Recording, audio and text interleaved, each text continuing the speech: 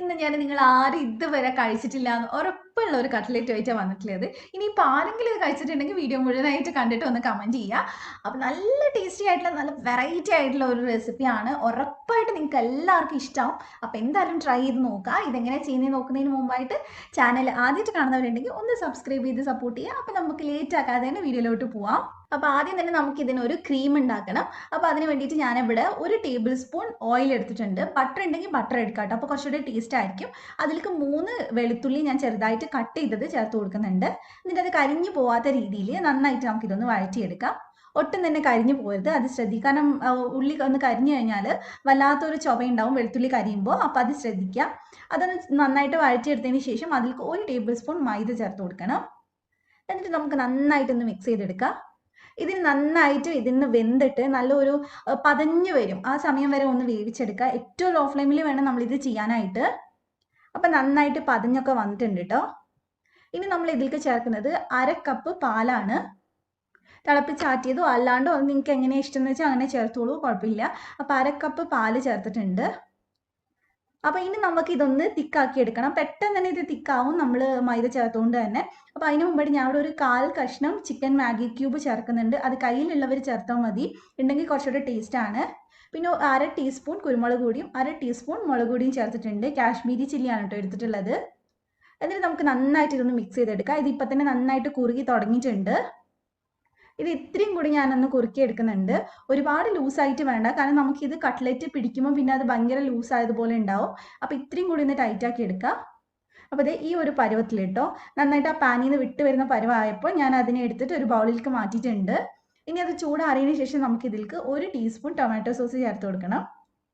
അതിൻ്റെ കൂടെ തന്നെ 1 ടീസ്പൂൺ സോയ സോസും കൂടി ചേർക്കുന്നുണ്ട്. നിങ്ങളുടെ കയ്യിൽ ചില്ലി സോസ് ഉണ്ടെങ്കിൽ നിങ്ങൾക്ക് അതും കൂടി വേണമെങ്കിൽ ചേർത്ത് കൊടുക്കാം.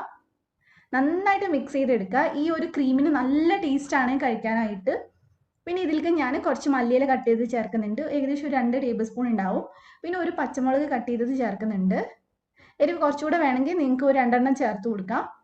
പിന്നെ ഇതിലേക്ക് ചേർക്കുന്നത് ഒരു 12 രൂപയൊക്കെ വരുന്ന പാക്കറ്റ് മാഗി ഉണ്ടല്ലോ, നൂഡിൽസ്, അതാണ് ചേർത്ത് കൊടുത്തിട്ടുള്ളത് വേവിച്ചതിന് ശേഷം. പിന്നെ ഞാനിവിടെ 1 കപ്പ് ചിക്കൻ പുഴുങ്ങിയത് ചേർത്ത് കൊടുക്കുന്നുണ്ട്. എന്ന് വെച്ചാൽ നമ്മൾ കുരുമുളക് പൊടി ഉപ്പ് ഇട്ടിട്ട് വേവിച്ചെടുത്തിട്ടുള്ളതാണ് കുക്കറിലിട്ടിട്ട്. എന്നിട്ട് മിക്സിയിലിട്ടിട്ട് ജസ്റ്റ് ഒന്ന് ക്രഷ് ചെയ്തെടുക്കുക. അതിനുശേഷം ഇതിലേക്ക് ചേർത്താൽ മതി. അപ്പോൾ ഏകദേശം 1 കപ്പ് ചിക്കൻ ഉണ്ടായിരുന്നു. ഇനി നമുക്കിതെല്ലാം കൂടി നന്നായിട്ട് മിക്സ് ചെയ്തെടുക്കണം. ഇതിൽ നമ്മൾ നൂഡിൽസ് ചേർത്തുകൊണ്ട് തന്നെ നമുക്ക് ആദ്യം മിക്സ് ചെയ്യുമ്പോൾ എല്ലാം കൂടി ഒരുമിച്ച് വരുന്ന മാതിരി തോന്നും. പിന്നെ നന്നായിട്ടൊന്ന് മിക്സ് ചെയ്തെടുത്താൽ മതി. ഇനി നമുക്ക് കട്ട്ലേറ്റ് പിടിക്കുന്നതിന് മുമ്പായിട്ട് കൈ നന്നായിട്ട് ഓയിലൊന്ന് തേച്ച് കൊടുക്കുക. അതിനുശേഷം വളരെ എളുപ്പത്തിൽ നമുക്കിത് ഉണ്ട പിടിച്ചെടുക്കാൻ പറ്റും. നമ്മൾ കട്ട്ലേറ്റിൻ്റെ ഷേപ്പ് ഉണ്ടല്ലോ, അതാക്കിയെടുത്താൽ മതി. പിന്നെ നമുക്ക് ഇത് അപ്പം തന്നെ നമ്മൾ കട്ട്ലേറ്റ് ഉണ്ടാക്കി എടുക്കില്ല കേട്ടോ. ഇത് നന്നായിട്ടൊന്ന് റോൾ ചെയ്ത് കട്ട്ലേറ്റിൻ്റെ ഷേപ്പ് ആക്കിയതിന് ശേഷം എല്ലാം കൂടി റെഡിയാക്കിയിട്ട് നമ്മൾ ഒരു അരമണിക്കൂറെങ്കിലും കുറഞ്ഞത് ഫ്രീസറിൽ വെക്കുക. അപ്പോഴേക്ക് ഇത് നല്ലപോലെ സെറ്റ് ആവും. ഇനി ഫ്രീസറിൽ അല്ലെങ്കിൽ ഫ്രിഡ്ജിൽ ഒരു 2 മണിക്കൂർ വെച്ചാൽ മതി. അപ്പോൾ ഇത് ഞാൻ ഉണ്ടാക്കി എടുത്തിട്ടുണ്ട്. ഇതേപോലെ തന്നെ നമുക്ക് ബാക്കിയുള്ളതും ചെയ്തെടുക്കാം. അപ്പോൾ ഞാൻ പറഞ്ഞത് മറക്കരുത്, ഇതിന് ശേഷം നമ്മൾ ഫ്രിഡ്ജിലൊന്ന് വെക്കുക. എന്നിട്ടേ നമ്മൾ ഇത് ബാക്കി മുട്ടയിൽ മുക്കിയിട്ട് ബ്രെഡിലൊക്കെ പൊതിഞ്ഞ് എടുക്കുകയുള്ളൂ. അപ്പോൾ അതെന്തായാലും ചെയ്യണം, ഇല്ലെങ്കിൽ നമ്മൾ മുട്ടയിൽ മുക്കുമ്പോൾ തന്നെ വല്ലാണ്ട് അങ്ങ് അലിഞ്ഞു പോവും. അപ്പോൾ ഞാൻ അരമണിക്കൂർ ഫ്രീസറിൽ വെച്ചിട്ട് എടുത്തിട്ടുണ്ട്. ഇനി നമുക്ക് ഒരു മുട്ട അടിച്ചതും അതുപോലെ തന്നെ കുറച്ച് ബ്രെഡ് ക്രംസും വേണം. അപ്പോൾ നമുക്ക് ആദ്യം തന്നെ മുട്ട അടിച്ചതിൽ ഇതൊന്ന് മുക്കി കൊടുക്കാം. മുട്ട അടിക്കുന്ന സമയത്ത് ഇത്തിരി ഉപ്പും കുരുമുളക് പൊടി ഇട്ടിട്ടുണ്ടായിരുന്നു കേട്ടോ. ഒറ്റ മുട്ടയെ ഞാൻ എടുത്തിട്ടുള്ളൂ. അപ്പോൾ അതിലേക്ക് നമുക്ക് ഇത് ഇട്ട് കൊടുക്കാം. നമ്മൾ ഫ്രിഡ്ജിൽ വെച്ചതുകൊണ്ട് തന്നെ അത്യാവശ്യം നല്ല ഹാർഡായിട്ടുണ്ട്. ഇത് നമുക്ക് ഈസി ആയിട്ട് തന്നെ ചെയ്തെടുക്കാൻ പറ്റും. അപ്പോൾ നന്നായിട്ട് മുട്ട മുക്കിയതിന് ശേഷം നമുക്ക് ബ്രെഡ് വെച്ച് പൊതിഞ്ഞെടുക്കാം. ഇനി ഇങ്ങനെ കയ്യിൽ ഇങ്ങനെ ബിളിബിളാന്ന് പറഞ്ഞ് ഇങ്ങനെ ഇരിക്കൊന്നുമില്ല, അലിഞ്ഞു പോകുന്നുമില്ല, നല്ല ഹാർഡായിട്ട് തന്നെ ഉണ്ട്. അപ്പോൾ നന്നായിട്ട് നമുക്ക് ബ്രെഡ് പൊതിഞ്ഞെടുക്കാം. അപ്പോൾ ഇതേ നമ്മുടെ കട്ട്ലറ്റിൻ്റെ ഇതൊരെണ്ണം റെഡി ആയിട്ടുണ്ട്. ഇതേപോലെ തന്നെ നമുക്ക് ബാക്കിയുള്ളതൊക്കെ ചെയ്തെടുത്താൽ മതി.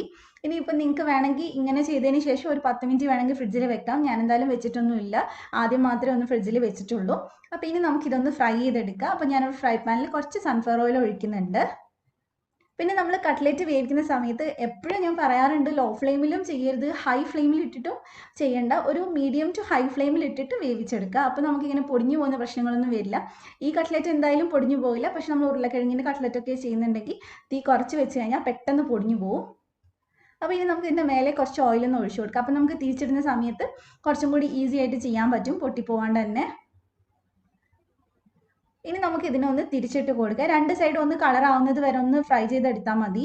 പിന്നെ ഒരുപാട് അങ്ങ് ഉള്ളു വേവിക്കാനൊന്നുമില്ല. കാരണം നമ്മൾ ചിക്കൻ വേവിച്ചതാണ്, നൂഡിൽസ് വേവിച്ചതാണ്, പിന്നെ ആ ക്രീമും നമ്മൾ വേവിച്ചതാണ്. അപ്പോൾ അതിൻ്റെ ആ ഒരു പുറം ഭാഗമൊക്കെ ഒന്ന് മൊരിഞ്ഞ് കിട്ടേണ്ട മാത്രമേ ആവശ്യമുള്ളൂ. അപ്പോൾ ഒരുപാട് നേരം ഇട്ട് വേവിക്കണ്ട. ഒന്ന് കളർ ആവണ വരെ നമുക്ക് ഫ്രൈ ചെയ്തെടുത്താൽ മതി. അപ്പോൾ ഇതെല്ലാം ഞാൻ തിരിച്ചിട്ടൊക്കെ കൊടുത്തിട്ടുണ്ട്. ഇപ്പോൾ 2 സൈഡും നന്നായിട്ട് മൊരിഞ്ഞ് വന്നിട്ടുണ്ട്. അപ്പോൾ ഇനി നമുക്കിതെടുത്ത് മാറ്റാം. അപ്പോൾ നമുക്കൊന്ന് കട്ട് ചെയ്ത് നോക്കാം. നല്ല മൊരിഞ്ഞിട്ടാണ് പുറം ഭാഗമൊക്കെ ഉള്ളത്. അപ്പോൾ നിങ്ങൾക്ക് ഇപ്പോൾ കാണുമ്പോൾ തന്നെ മനസ്സിലാവുന്നുണ്ടാവും ഉള്ളിൽ നല്ല അടിപൊളിയായിട്ടുണ്ട്. ആ നൂഡിൽസും ചിക്കനും ഒക്കെ കൂടി ആയിട്ട്. അപ്പോൾ നിങ്ങൾക്ക് റെസിപ്പി ഇഷ്ടമായിട്ടുണ്ടാവുമെന്ന് വിചാരിക്കുന്നു. ഇഷ്ടമായിട്ടുണ്ടെങ്കിൽ ഈ വീഡിയോ ഒന്ന് ലൈക്ക് ചെയ്യുക, ഫ്രണ്ട്സിനൊക്കെ ഒന്ന് ഷെയർ ചെയ്ത് കൊടുക്കുക. അതുപോലെ തന്നെ ട്രൈ ചെയ്തിട്ട് പെട്ടെന്ന് കമൻറ്റിൽ ഒന്ന് ഫീഡ്ബാക്ക് അറിയിക്കുക. അപ്പോൾ ഇതേപോലെ തന്നെ മറ്റു അടിപൊളി വീഡിയോ ആയിട്ട് ഇൻഷാല്ലാ ഞാൻ വീണ്ടും വരും. അപ്പോൾ സബ്സ്ക്രൈബ് ചെയ്യാത്തവർ പ്ലീസ് ഒന്ന് സബ്സ്ക്രൈബ് ചെയ്ത് സപ്പോർട്ട് ചെയ്യുക. അപ്പോൾ നമുക്ക് അടുത്ത വീഡിയോ ആയിട്ട് കാണാം. Thank you for watching.